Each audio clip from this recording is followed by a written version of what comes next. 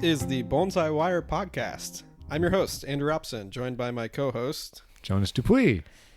And today we wanted to talk to you about how to deal with hot weather. Yeah, you just had a nice spell of heat down here, didn't you? We did, and to be fair, we know that most of you are not as concerned about hot weather this time of year, but California, many of our coastal cities actually have their hottest weather in September and into October. And so over the weekend, it was, I think it was 103 2 days ago, I guess 101 yesterday. And just for perspective, I'm used to going 10 years at a time without hitting 100. So Wow. I noticed it was warm. That's warm. Yeah, that's a little reminiscent of our 117 that we felt. It is. And as far as the plants are concerned, it's out of the norm for them. So if you're listening from Texas and you're thinking you're still wearing your jackets when it hits 100, that's fair. But if your trees aren't used to it, when you get jumps of 20, 30, 40 degrees above what they'd expect or what they had the day before, that can be really stressful. Yeah, it's tough on the plants. And I think you and I, over our careers and experiences taking care of trees, we've learned a few tips to help battle that extreme heat when we get it. So do you have any good stories of when you definitely did not protect trees adequately and wacky hijinks ensued? Not too much, but where I studied with Michael Hagedorn at Cortegas, he was very proactive about things like weather, and so he taught me to be always overly cautious. So if we saw on the forecast, wind 50 miles per hour coming up this week, we tie everything down. We really make an effort to foreshadow, because you don't want to risk it with these nice trees. And so with things like the heat, we, especially in like a couple years ago or last year when we had the heat wave, we totally overdid it. And because of that, I think we didn't have any losses. And so what I mean by overdid it, we had 117 degrees, just for people who maybe weren't aware. We had 117 degrees in Portland when the high is usually 30 degrees lower than that. And we did a lot of unnormal things. We overwatered our pines. We moved our conifers under really strong shade cloth. We did a lot of things to kind of fight the heat, because overwatering for 3 days isn't really going to... Nobody's killed a tree for overwatering for 3 days. No, not in such a short period of time like that. I was asking about the damage because I'm wondering how much heat damage do you see in people's collections or over the years? Like, how do you know when you see a stressed tree that heat was the culprit, or what might be some clues to that? Because it's not always obvious. Yeah, on a deciduous tree, you definitely see leaf burn, and leaf burn or sunburn on a deciduous tree can look very different than some type of water problem. If it's a water problem, it will burn the tip of the leaf. If it's too strong of a sun issue, then it creates a browning or a yellowing or discoloration. Yeah, on the center of the leaf. And so that's a really strong sign for a deciduous plant. What about conifers? You're the conifer guy here. It's the same kind of thing, but the patterns will be different. And so you can see yellowing on the insides of whorls on pines. Another really obvious one is when you see yellowing where things are exposed to the sun. Junipers are one of the more common species we see sunburn on. And one of the main signs is when you see yellowing on the top, on the leaves facing the sun, and you turn the tree upside down and it's all green underneath. And that's actually a more interesting example, because that usually means something's going wrong with the roots. Yeah. It is sunburn that you're seeing, but it's often sunburn exacerbated by overall weak roots or even a pathogen in the root. So that comes up a lot, and that people have trouble diagnosing what's going on. It's when you start with some weakness, the sun will just remind you of that. Yeah. So what are some concrete things that we can give our listeners? If you have 100 degrees or 105 or 10 or 15 coming up, what are 5 things we can tell them to do? Oh, we're going to give you hopefully at least 15 things to do. And Andrew already gave you 1.5 of these already, which is check your forecast once in a while. Reading the forecast is so important. Hardcore bonsai nuts pretty much all have weather apps, and they know a little more than the weather than they might. I took it a step further and got a weather station in my backyard to learn over time how my backyard differs from my city's forecasted weather. And I know in general my garden's going to be up to 2 to 4 degrees higher than the rest of the island. Yeah, if you're checking the forecast daily, very rarely is something going to creep up on you. Thinking back to last year when we had a 117-degree heat wave, You had warning. we had warning. We knew a week, 9-10 days ahead of time. We saw it on the forecast. Now, a year ago, I see 111 on the forecast. I'm like, that's not right. That's a glitch. 10 days out. And then 7 days out, I'm like, maybe it's going to be warm, but it's not going to be that warm. And then the next day, it's like national news, heat dome expected over the Pacific Northwest. And I'm like, Yeah. oh, I'm reading about this in Washington newspapers. That's odd. Yeah, so if you see that coming, don't wait until it's there to do something. There's your first tip. And honestly, just knowing is going to be huge. Most of us know within a day or two if something really crazy is going to happen. Yeah. A freeze or a heat wave. And the heat waves are, they're very easy to prepare for and can take different work. So that's number one, is check your forecast.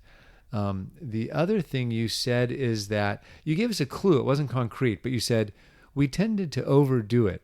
In other words, we're going to give you a lot of strategies. You can do them all. You can do as many as you want. And over time, you can kind of figure out in your gardens and based on your trees, your soil, the pot sizes, which approaches are the most effective and which ones are maybe only when it hits that last record-breaking 3 digits, you know? Yeah. And another thing actually on that topic, I find I'm much more paranoid on multi-day heat waves than I am on single-day heat waves. Yeah, it's especially when you have that high overnight in between the hot gosh, days. if you don't give the trees a break. So we had 103 a couple days ago, and I was actually probably not healthily laissez-faire about it. I was a little casual because I know that's not bad. But as soon as I heard the next day, I think I did 10 different things to prepare for that the very next day, because I'm like, one thing to give a tree a stress event, it's another to give them an extended stress event. And so if number one is just know to prepare and check the weather, number two is try to reduce the scope or extent of the exposure to the heat. Yeah, and one of the ways we can do that is with watering. So there's a lot of different approaches and strategies to watering, and we can apply all of them when we have a heat wave. One of them I think about is water early in the day. Yes. Get water in the system of the plant before the heat I do it of the night day comes. before often. I'll water. I'm like, if I know that I'm not going to be in the garden bright and early, or I don't want to forget, I'm always, because it'll be 90 degrees by 9 a.m. sometimes. And so, I'll water early in the morning, or I'll water or the night before. So timing of watering early, yes, that's a big one. Yeah, you know it's going to be hot that day. On that specific day, don't check the trees for water. Water everything. Get water in the system of those plants. Okay, so I'm kind of a fool. I actually didn't water for the first time till later than I care to admit 2 days ago. What do I do when I walk outside then? You wet the plants down as best as you can. And in that case, you're not just saturating the pots, but you might spray the foliage, which can be really helpful in the heat wave. And I did that. I watered all the foliage. So I grew up in a nursery family, retail nursery, no bonsai. And what was I taught to do at a very young age when it got hot? Water down the walkways, water down the benches, water the containers. The more water that's out there, the more evaporation you get. And evaporation physically cools things down. It raises the humidity. It's kind of like a win-win-win cascade you get when there's more wet. I water the sides of my benches, the cinder blocks. I always water those down. I'll water the tabletops, the sides of the containers. Even if I'm not watering the soil, I'll cool down the sides of the containers. And I know that by letting that extra water drip under the tables, I feel like I'm buying myself time before I have to water again. Yep, and you're refreshing the plants. And oh goodness, yeah. So overhead watering, water the foliage, water the trunk, water the branches. That's important. Water the exterior of the pot to cool that off. And when you water, remember, we're not just delivering fluid to the root system. What we're doing is we're pushing out the old air, we're pulling in new air, and we're just, if the temperatures are baking inside those pots, we're actually going to be pulling in cooler air and cooling down and allowing evaporation even in the roots. And so the whole system can really benefit from that. Yeah, when we had our heat wave in Portland, it was 117 degrees from, let's say, 11 a.m. to 7 p.m. during those 3 days. I was outside watering every hour and a half. And I didn't care if the trees were totally wet when I was watering, but I was just trying to, I was out with my meat thermometer. I was sticking it in the pots, getting a read on the temperature of those roots. I was just trying to keep them below 100 degrees. And That's my mantra is I say I'm out there every hour. It might be an hour and a half, but in general, my rule of thumb is I'm roughly, if I can do it, I'm going to be out there roughly every hour kind of checking. When you're in those really critical zones, yeah, and I'm not throwing water in the pots for most of those times. Because if it's, say, you got a big canopy and the pot's shaded and it's sopping wet, I'm going to overhead water at that point because then I get all of those awesome evaporative benefits. right. Even if there's no breeze, just the sun baking the foliage is Yep. going to evaporate that fluid, which will reduce the temperature of the foliage. And it actually saves the tree from having to rely solely on the evapotranspiration to cool itself down. We're helping it do that for it, except at such a greater extent than the tree can do on its own. And there's a lot of arguments you can make about overhead watering. Yes, it's going to promote more fungus. Yes, it's I was just going to say that's one case when I actually have very mixed feelings about overhead watering if you're guaranteeing yourself fungal problems. right. Late in the day and you're fighting fungus, do you overhead water those plants? Absolutely. I would do 3 or 4 other things before I overhead water. I would overhead water because I don't think that if you were just doing this for like a 2 or 3 day heat spell, in the grand scheme of things, those 2 or 3 days aren't. That's gonna make a exactly right. difference. But I'm going to do a whole bunch of things to where hopefully I'm not even in that position, because another thing you can do when you have a heat wave coming is put up additional shade cloth. Shade cloth is your friend for the heat. Yeah, and a synonym for shade cloth is move it to a shady corner of the garden. And Yeah. that's a synonym for move it under your bench. Yeah, placement in the garden is huge for a heat wave. Placement and just in the garden. general. Yeah, so on day 2 of my heat wave yesterday, I moved what felt like a quarter of the trees in the garden. Wow. Which trees did I move? Every sick tree and every tree in a small pot. Yeah, I was just going to say, Shoheen, the smaller the Yeah. tree, the more susceptible it is to those changes. The less thermal insulation the containerized environment can offer the root system. Yeah, putting a pine in the shade for 3 days is not going to harm it. We don't Not want it even close. We don't want it there for the whole growing season, but 3 days in the shade, totally Yep. fine. And if I don't have shade, I have brought trees into the garage or into the house. Yep. Like anything that's cooler than outside, Yep. I will do that. Now, a lot of people have more trees than they have space to protect them. I think of that situation as a case where you just get to decide how much to care about trees that you can't protect. Yeah, what can't you live without? Right. What can't you live without? And so if you can't live without any of your babies, then you protect all your babies and you find a place for every last one of them. And often the easiest way is shade cloth, if you can't move, 40 heavy trees by yourself. Yeah. And so moving trees is a good one. The other trees I'll move are trees that have recently been pruned. Yep. If I have exposed foliage to the sun that didn't develop initially in the sun, often that'll go in the shade anyway, but for a heat wave, anything that's been recently wired, recently pruned heavily, oh man, that's going straight in the shade. Another thing going along with moving trees is even if they're already under shade cloth, move them closer together. Yes. Putting them closer together, they're going to shade out each other. They're going to provide additional shade under that shade cloth, and it's going to slow down the water needs of the plant. Andrew saw one of my benches today filled with redwoods, and they all have these, I want to say, great sacrifice branches. There's nothing great about them. They're long and leggy, but they're all running together. You kind of can't see where the trunks are. There's so many overlapping branches. I hid a bunch of small junipers in between the branches because I didn't want to move everything to the shade. I was literally being lazy, and I thought, no, they'll get shade. They're fine. Yeah. I put trees underneath other trees. I put them in between trees. I put things under benches. I moved a ton of, all my precious things just went straight under shade cloth or full shade. Yep. I had a tarp up for workshops. I just put my most precious trees under the tarp. Yeah. And so I went really, really cautious. Now, some people have high temps for weeks at a time, Texas. And there's a few strategies we do differently there. And one of my favorites is protect the container. Protect the container or protect the whole tree. I mean, when we talk about shade cloth, we most of the time we're talking 50, 60, 70% in that range. But there's a lot of benefit in hot climates to put your black pines, your junipers under 10, 20, Yeah. 25% shade Man, cloth. knocking the edge off is huge. Yeah. And so that can make a huge difference. I have a lot of clients in Texas, and the ones who utilize shade cloth even for their conifers, they have much higher success rates. I have a friend in Austin who wraps up the pots. Yeah. And it's a lot of work, but honestly, when you've got weeks on end, it's like, you know what? I don't have room anywhere else. Yeah. Wrap up the pots. And I've seen people do it with burlap. I've seen people do it with foil. Yep. I've seen people do it with lots of things, and towels, just a simple towel. Yep.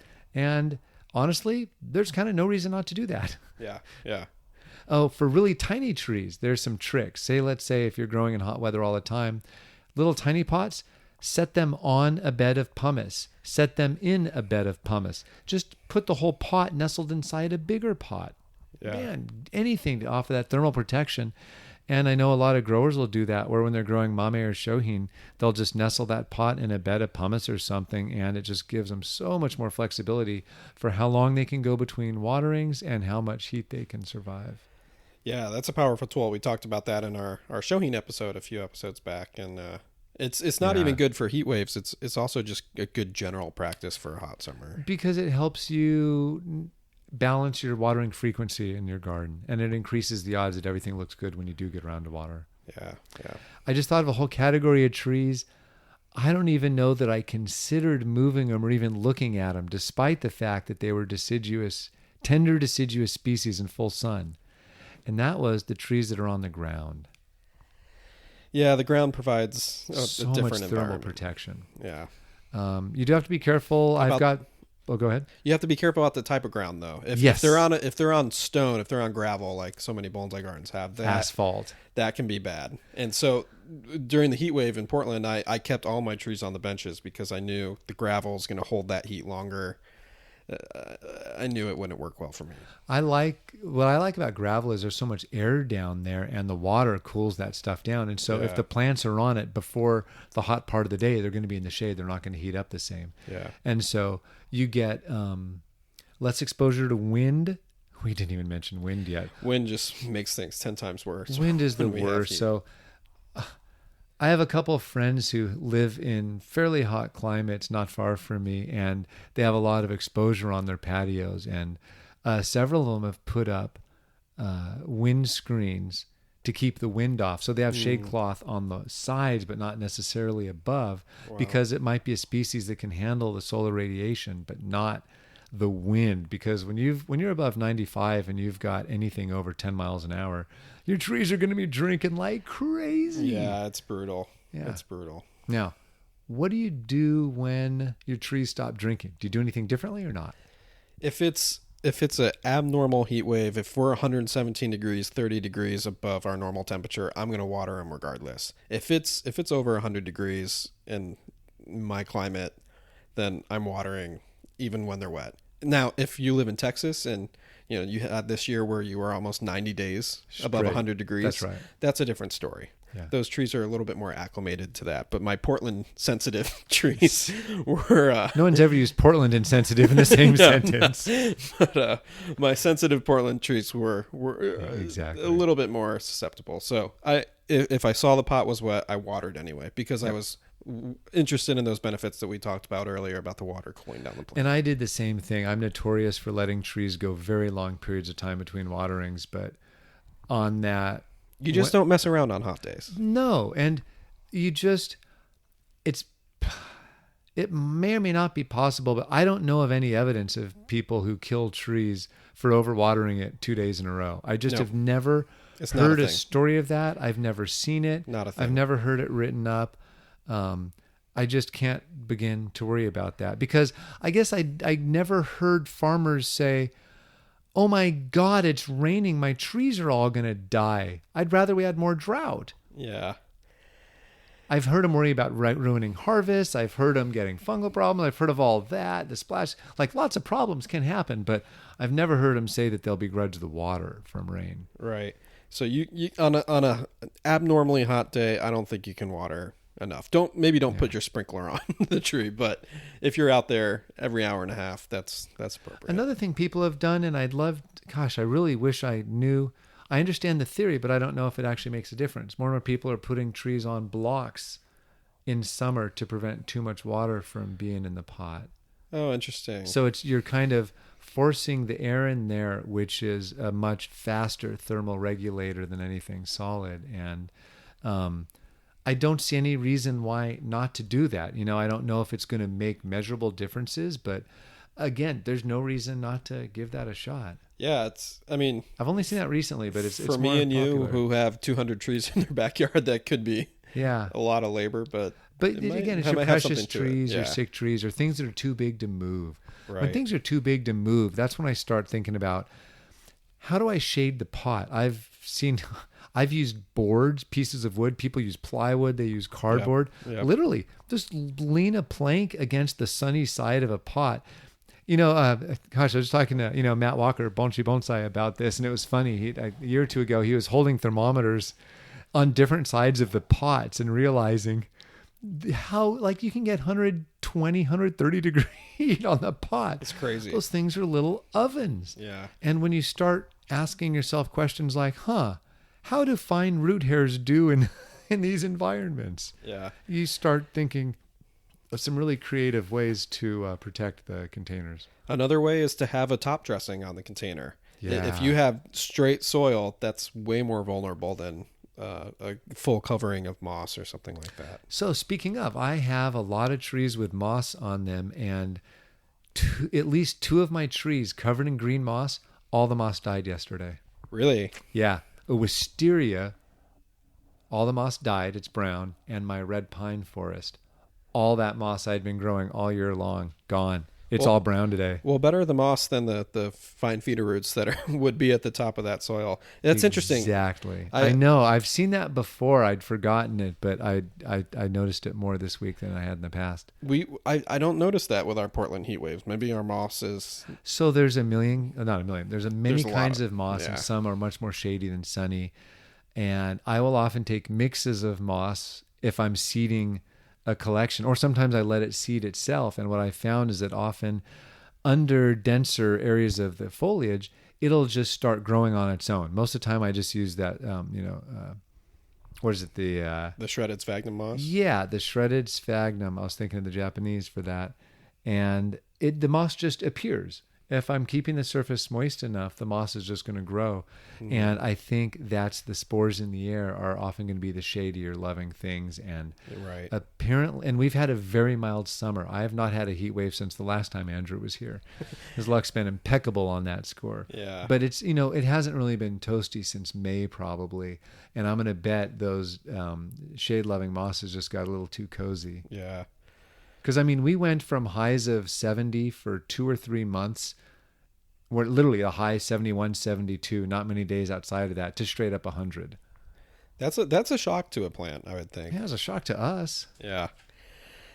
Yeah, it is. So I was surprised to see the moss, but like you said, better than moss. I'm like totally fine replacing moss. Right.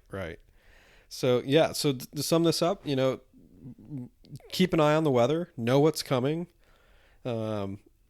Protect those containers, and that's the container size, the container orientation, what parts of the container are in the sun. So many ways to protect that.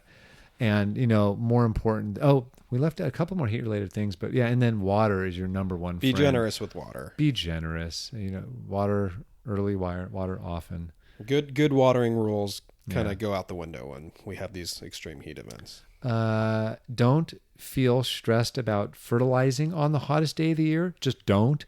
Don't spray pesticides and fungicides on the hottest day of the year. Right. Just don't do anything that's going to kind of compromise the tree's ability to do its thing and transpire to the best of its ability. Don't get out a bunch of raffia and start bending heavy branches. Yeah, don't get out the Dremel and carve out the insides of the branch. Let it do its thing. Yeah. And then get back to it as soon as it mellows out. Right.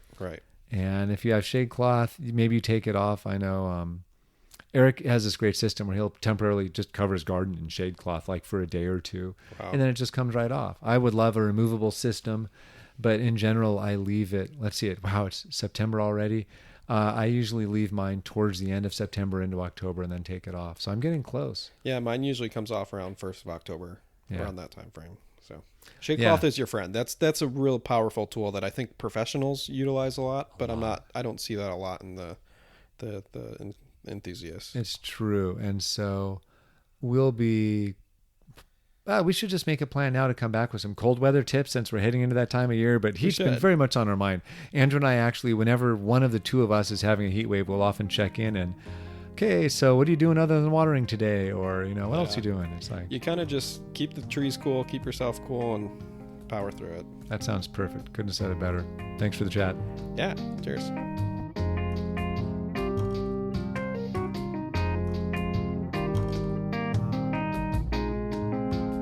The music on today's podcast was brought to you by the fine folks at Blue Dot Sessions. Check them out at www.sessions.blue.